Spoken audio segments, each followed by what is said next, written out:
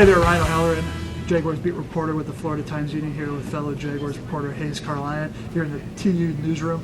This is our draft war room. Gene, don't bring those papers in just yet. Gene. Stay here. But it's us two talking at draft right now. Receivers, Jaguars are set there. Yeah. Allen Robinson, Allen Hurns, Rashad Green, Marquise Lee's going to be a subplot in camp. Can he stay healthy? Can he get involved? But this looks like the right year to not need receivers high in the draft. You figured after all these years of early entries, the well would run dry. It looks like it has.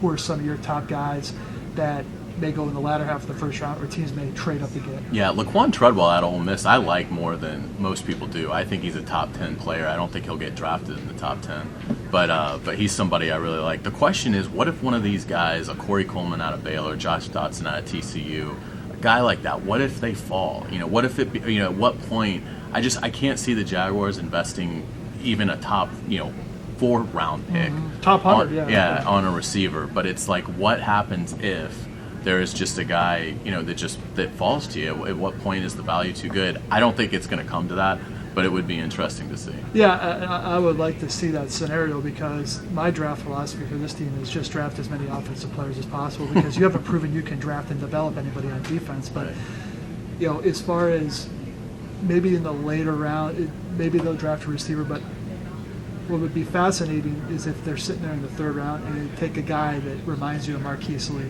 Yeah. Because I think I don't think there's enough footballs for him to contribute. Sure. So it's not a great receiver class, which plays on the Jaguars because they don't need one.